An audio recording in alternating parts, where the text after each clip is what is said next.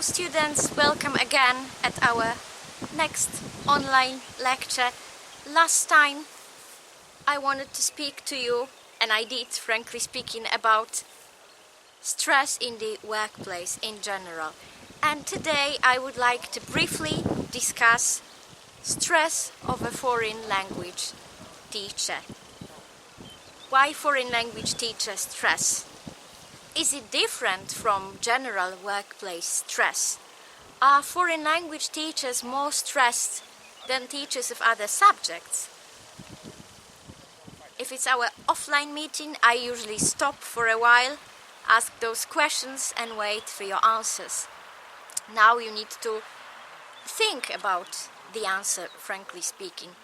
Think if it's possible that as a foreign language teacher you are generally on average more stressed than the teacher of maths, Polish language, biology, and so on and so forth.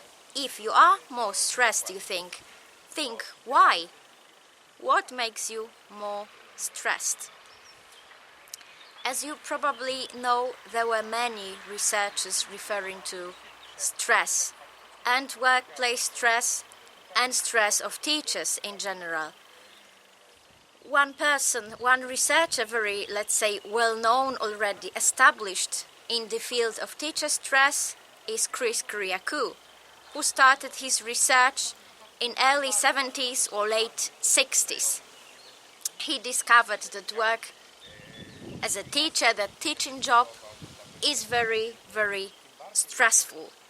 And he came up with some stressors. Just to remind you, a stressor is a factor triggering your stress, a factor that makes you stressed in the workplace.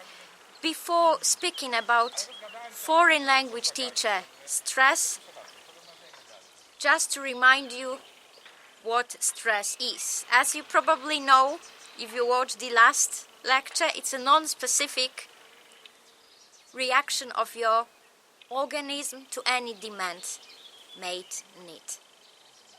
So whatever you as a given person find stressful, threatening, if it's a real threat like a man pointing a gun at you, or a hypothetical threat, let's say, yes, contact with a person you don't like, your mother-in-law, whatever, no matter, if you find it stressful, if you find it threatening, it is a stressor for you. It triggers your stress. But let's now think about occupational stress. You also already know that it's extremely important to manage your occupational stress. We cannot live without this stress. It's part of our life.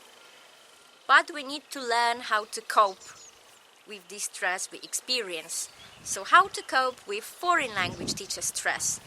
Before we speak about some coping strategies, let's think about the specificity of teaching a foreign language. What's so specific about people like you? People from Poland, ambitious, smart, well-skilled, teaching a foreign language. Well, first of all, the foreign language you teach is not your native language. Even though you are well qualified, you are very good speakers of this foreign language you teach, it's not your native language. So you may lack some words. You may experience some pronunciation problems. You may find it difficult to explain very elaborate phenomena using this foreign language.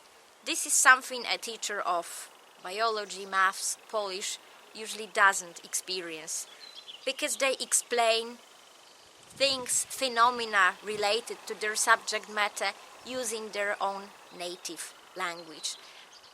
This also means the students listen to their native language and they don't have problems with understanding. If you are a very good teacher of foreign languages and you want to teach according to the foreign language teaching principles, you know you should try as much as possible to address your students in this target language. This means that not only you need to be able to speak the language, which you of course are, but you need to adjust the linguistic input to the level of your students, which is sometimes very low, or the groups are very heterogeneous. Some people are quite advanced, whether other people are just upper intermediate, let's say. And you need to somehow vary this input, which you may find really, really stressful. And of course, it means you need to take some effort to do it. You need to think about it, monitor your speech all the time. It's not something teachers of other subjects do all the time. So this is one thing, that it's not your native language, and this is part of the specificity of teaching a foreign language. Then next thing, frankly speaking, how well you mastered the language, how self-confident you are. Speaking a foreign language is connected with level of inhibition, self-confidence level, self-esteem, and so on and so forth. Self-esteem is shaped early in childhood. But when it comes to foreign language, we may also speak about so-called situational and task self-esteem, referring to this foreign language speaking situation. For some people, this self-esteem is low. For the others, it's high. One would say, okay, but foreign language teachers should have very high self-esteem when it comes to speaking and teaching the target language. Well, not necessarily. I would like to send you a paper that I wrote myself, frankly speaking. In this paper, I described my research devoted to foreign language teacher stress. I don't want to reveal too much, as I want you to read. But it turned out that many foreign language teachers in Poland have quite low self-esteem when it comes to speaking the target language, because of some pronunciation, because of some bad experience, and so on and so forth. So it's not that easy just to, get a certificate, be a good language speaker, and have high self-esteem. It's a very delicate issue, I would say. Next thing worth considering if we think about the specificity of foreign language teaching and about foreign language teacher stress is, for instance, connected with expectations people, the society, as parents, have towards foreign language teachers. I know that all subjects are important, no matter if it's PE, maths, arts, Polish language, English language, and so on. On the other hand, parents know that, for instance, foreign language skills are extremely important in the job market nowadays. So they may have higher expectations towards foreign language teachers than towards PE teachers or geography teachers. And because of those expectations, they may be very critical when it comes to your performance.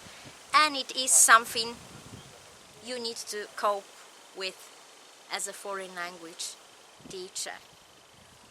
Other things, for instance, some extra responsibilities connected with teaching a foreign language. As a foreign language teacher, you are a fluent speaker of the target language. This means the head teacher may make you responsible for contacts with partner schools abroad, for finding new partners, for student exchanges, for writing some introductory letters, for organizing some festivals connected with foreign languages.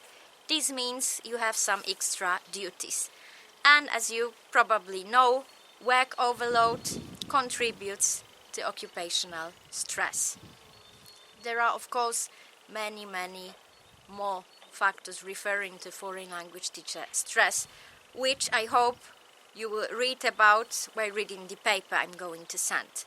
So how to cope with stress if you are a foreign language teacher? What to do? How to manage? Well, first of all, it's the simplest piece of advice: keep calm. Try to be well organized. Don't expect too much from yourself. Those 3 things are easier said than done, though. So what to do?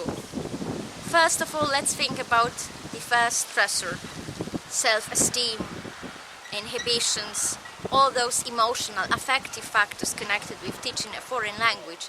It's not so easy just to click and change low self-esteem levels into high self-esteem levels.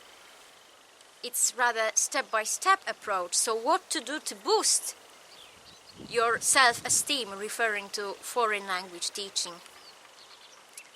Be prepared. Try to develop, have contact with the language. It's not enough to graduate from university and then never practice. Seek opportunity to practice, to speak to native speakers. You don't need to go abroad if you don't have relevant resources, let's say. Think about some fora, some chats. Watch films without subtitles. Watch films in English. Listen and watch to some webinars. Talk to some people in English. Talk to your husband, boyfriend, girlfriend. This way they will master the language, you will have the practice. Read in English, write in English, or in any other foreign language you teach. This is one thing. Another is think about people speaking your native language. How many times they make mistakes. Let's think about Polish native language. I'm the native speaker of Polish, and many times I hear that men say poszłem, przyszłem, or people say nie ciąg, bo się naciągnie ten swetr. And many more, of course. So all people make mistakes. No matter if it's your native language, foreign language, accept this. On the other hand, monitor your speech, because as a teacher you are the role model. But if you make mistake, just correct yourself. Explain. Don't be ashamed. Don't also be ashamed if a student asks you a question about vocabulary item and you don't know. Like, for instance, a boy asks you, so how to say podwozie samochodu in English? You don't know, it's chassis.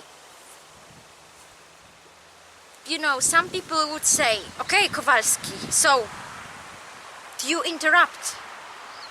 You always interrupt during the lesson, so it's your homework, check. And tell us next time. It's not a good idea, I would say. People will know instantaneously you don't know this vocabulary item. It's better to say, well, frankly speaking, I don't know, but we can check in a dictionary. Let's now practice looking for a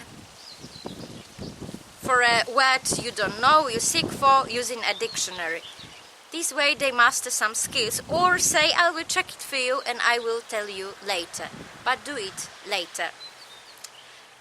Why am I giving this example? Because from what I know, from what my informants say when I do research connected with foreign language teaching and stress related with it, this is what makes them furious, stressed and so on, that people who don't speak foreign languages fluently expect foreign language teachers to know all the equivalents of all vocabulary items. But we all know it's not possible. It's not even possible in our native language if you think about very specific vocabulary. So don't have unrealistic expectations towards yourself. And it will somehow boost your self-esteem.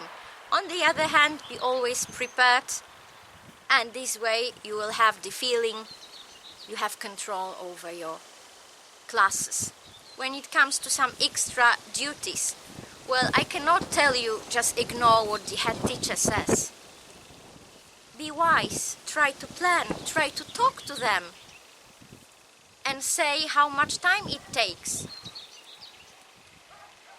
Maybe you can get promoted because of your engagement, participation, your devotion to this school. Think about it, be wise. Try to plan. When it comes to expectations of parents, join a parent meeting, explain what it means to teach a foreign language, explain what you expect from your students, explain to the parents and to students as well. Explain what you expect from them. Explain what it means to learn and teach a foreign language. Explain how you are going to do it. The more transparent the process is, the more chances of happy and pleased people not accusing you of some stupid things, let's say. And of course, remember that teaching a foreign language it's a journey, frankly speaking, because you always need to learn, you always develop. Language is a fantastic thing, let's say, because it's never stable. It's not like Latin. People don't speak Latin nowadays on daily basis, therefore the language doesn't change generally. But all languages, all modern languages like English, German, Polish, Russian and so on and so forth, they change, evolve, develop. There are so many new vocabulary items you can learn, so many proverbs, some grammar constructions, slang and so on and so forth. It's a journey.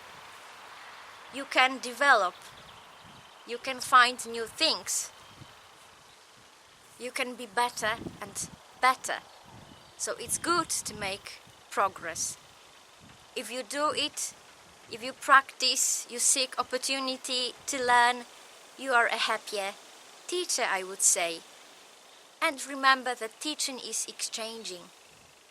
So it's not like that you are the teacher and you are the only person teaching and you just pour knowledge like from a jug to some containers. No, no longer.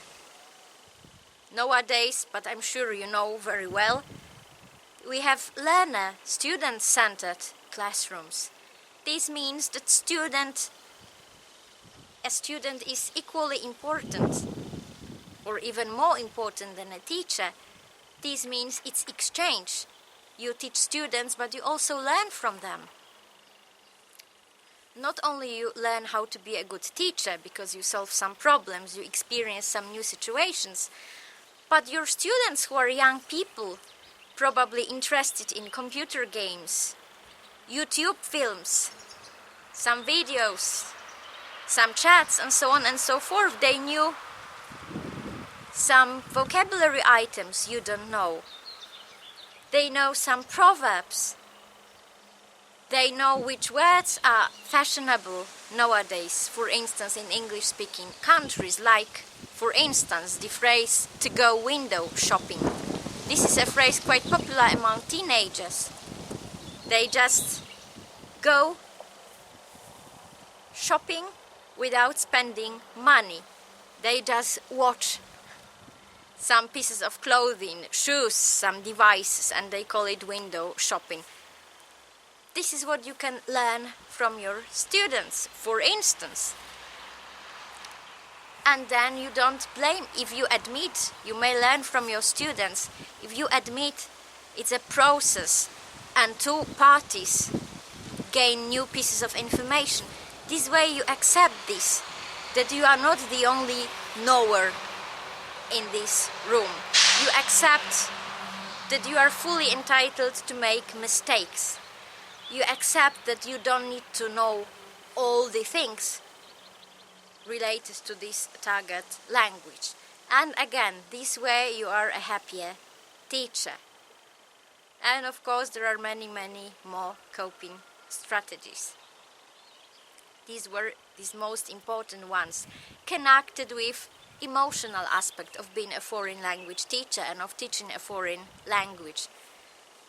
Accept yourself. Feel entitled to make mistakes. On the other hand, always be prepared. Always develop. Accept that you and your students are partners. I hope you will read the paper, you will read what makes Polish foreign language teachers stressed, and I hope you will think about your own stress related to foreign language teaching. You will try to focus for a while on your own feelings associated with teaching. What makes you sad, happy, frustrated during your teaching? Think about possible routes. Think about coping strategies. Think about what makes you calm when you are stressed at work. Think about how to prepare your lessons, how to react to some problems, how to solve some problems in order to feel well, in order to be productive. Think about organizing the whole process of teaching a foreign language in such a way as to be fast, effective, and happy as a teacher. See you soon, I guess.